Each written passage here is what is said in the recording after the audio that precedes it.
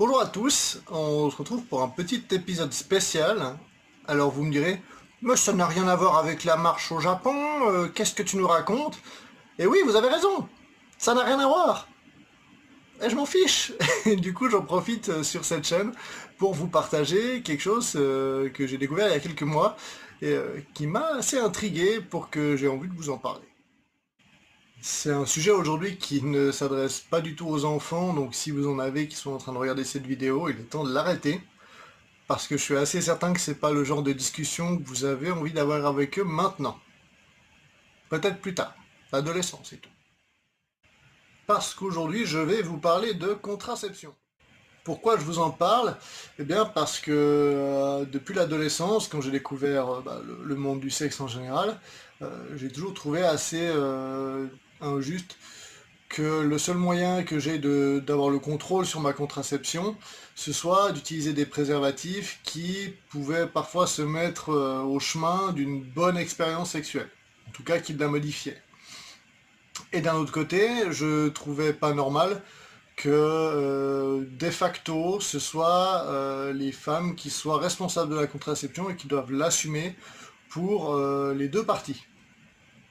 Je me suis donc renseigné et à l'époque j'étais tombé uniquement sur la vasectomie et d'autres moyens de contraception masculine qui étaient plutôt définitives ou très onéreuses et qui en fait n'étaient pas envisageables pour moi. Donc j'ai mis ça sur le dos de bah c'est la vie, c'est moins facile pour les hommes d'être contraceptés, donc bah, c'est les femmes qui s'en occupent. Mais j'ai toujours trouvé qu'il y avait un fond assez faux là-dedans. Et ça m'a un peu éclaté au visage il y a quelques mois lorsque j'ai découvert une méthode de contraception masculine qui était très accessible et dont je n'avais jamais entendu parler. J'ai donc décidé de faire cette vidéo pour en parler aux personnes qui me suivent, avoir votre avis sur la question et démocratiser un peu cette méthode qui me semble pour l'instant uniquement utilisée de manière très marginale. Donc on va parler aujourd'hui de la contraception thermique. La contraception thermique, qu'est-ce que c'est? Eh bien en gros, c'est ramener ses couilles contre son corps pour qu'elles aient trop chaud pour créer les spermatozoïdes et du coup être stériles. C'est une manière totalement naturelle et réversible pour un homme d'arrêter d'être fécond. Comment ça marche techniquement? Alors en gros, les testicules sont dans une petite poche, pour une raison bien précise, c'est que pour fonctionner correctement, il faut qu'elles soient à peu près à 34 degrés.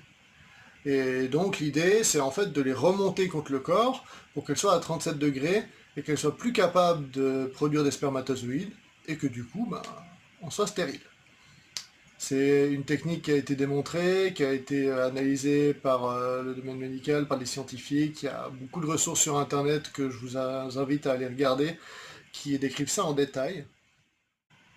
Mais en remontant nos testicules contre notre corps, et en le faisant pendant une quinzaine d'heures par jour, au bout de 3 mois, on aura une concentration de spermatozoïdes dans le sperme qui sera plus petite qu'1 million par millilitre, si je ne m'abuse, hein, je ne suis pas 100% sûr des chiffres. Mais en gros, ce qui nous donne autant de chances d'avoir des enfants que si on avait des rapports non protégés avec une femme qui serait en train de faire une contraception hormonale, donc sous pilule. C'est une technique qui est totalement indolore, même si ça peut faire un petit peu peur. Tous les hommes sont au courant que nos testicules peuvent remonter dans ce qui s'appelle la poche inguinale, qui se situe des deux côtés de la base de la verge. Et c'est quelque chose qu'on découvre assez rapidement. Entre 10 et 13 ans, il y a souvent un matin un peu paniqué où on va être « Mon Dieu, j'en ai perdu une !» Mais non, en fait, elle est simplement remontée. C'est tout à fait naturel. Pour les maintenir contre son corps, eh ben, il va nous falloir un outil, un artifice. Il y en a deux qui existent actuellement. Un qui existe depuis longtemps. Ça s'appelle le boulot chaud ou le remonte-couille. Il n'est malheureusement pas disponible en vente, mais c'est quelque chose qui se fait très facilement en fait maison. Il y a plein de tutoriels sur YouTube pour vous construire votre propre boulot chaud fait sur mesure, que vous portez en gros en dessous de votre caleçon, que vous allez mettre le matin avec votre caleçon, et enlever le soir ou même le laisser pour dormir, hein, il n'y a aucun risque. Et la deuxième option, ce serait d'utiliser ce qui s'appelle le produit qui s'appelle AndroSwitch, qui est mis en vente en ligne. Sur le site, il y a tout un détail qui vous dit comment calculer la bonne taille qu'il vous faut. Et en gros, c'est un anneau en silicone dans lequel vous avez inséré votre verge et la peau de vos testicules, et qui va avoir au final le même effet de remonte-couille. Comment être sûr que ça marche? Eh bien, le mieux, c'est déjà de porter cette méthode contraceptive pendant 3 mois, tous les jours, pendant 15 heures par jour.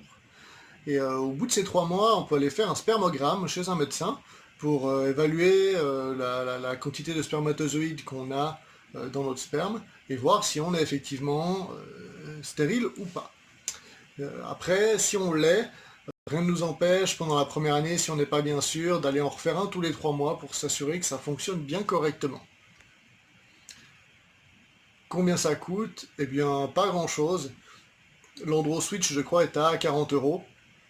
Et le boulot chaud, eh bien, vous le faites vous-même, donc c'est souvent de la récup où ça ne va pas vous coûter grand-chose. Est-ce que c'est réversible? Oui, tout à fait. À n'importe quel moment, vous pouvez simplement arrêter de le porter, et entre le lendemain et un mois après le moment où vous arrêtez votre contraception, vous serez de nouveau prêt à faire des enfants comme tout mâle adulte. Pourquoi est-ce que vous auriez envie de commencer à avoir une contraception? Ça pourrait être par envie d'égalité, simplement, pour partager la charge contraceptive entre vous et votre conjointe, et faire en sorte que ce ne soit pas uniquement d'un côté que les choses se passent. Ça pourrait, pour éviter les accidents, parce que vous n'avez vraiment pas envie d'avoir d'enfants et que vous n'avez pas envie de vous retrouver dans une situation où, pas de chance, votre compagne est enceinte ou votre amante est enceinte et vous n'avez pas envie de garder l'enfant et elle oui. Et dans ce cas-là, c'est elle qui a le choix. Et donc ça vous donne le choix en amont de prendre d'utiliser cette contraception pour éviter ces situations. Ça peut être pour des problèmes simplement de confiance en méthode contraceptive. Si vous dites que la pilule c'est pas forcément 100% et que vous voulez vraiment pas avoir d'enfant, pourquoi pas mettre un deuxième rideau de protection et faire une contraception masculine. De même si vous êtes célibataire, que vous mettez des préservatifs, mais vous savez aussi que ce n'est pas infaillible et que vous voulez vous protéger, eh bien, vous avez désormais une solution accessible, facile et réversible. Ça peut permettre aussi à votre compagne de potentiellement se libérer d'une contraception qui ne lui conviendrait pas, qui pourrait être un poids pour elle, et du coup de prendre ça à votre charge. Bien sûr, ça demande de la confiance, la même confiance qu'on a actuellement lorsque notre compagne est sous pilule et qu'on décide d'avoir des rapports non protégés. C'est exactement la même chose. Il faut faire bien attention parce que je vous parle aujourd'hui d'une méthode contraceptive, mais ce n'est pas une méthode qui va vous protéger contre quoi que ce soit. Donc les précautions d'usage sont toujours en vigueur pour ce qui est des MST, du sida et toutes ces choses qu'on n'a pas envie d'avoir dans notre slip. Donc voilà, j'espère que ce sujet vous aura intéressé si vous n'en aviez jamais entendu parler, et que si vous connaissiez déjà, j'espère avoir fait une présentation plus ou moins fiable et correcte de la chose. Pour ma part, j'ai décidé d'essayer ça par pure curiosité. Malheureusement, étant donné que je suis en voyage, j'ai eu du mal à trouver une machine à coudre pour me faire un boulot chaud. Et j'ai tenté avec un anneau en silicone XL de remplacer l'AndroSwitch, mais malheureusement il glisse beaucoup et il s'est détendu après la deuxième semaine, donc j'ai arrêté et je devrais attendre d'être dans une situation un peu plus stable pour tenter l'aventure. J'espère que ça vous aura plu, que le sujet vous aura interpellé et que ça aidera un peu à ce qu'on aille dans la bonne direction et qu'aussi dans le monde de la contraception, on se rapproche d'un équilibre et d'une égalité. À la prochaine!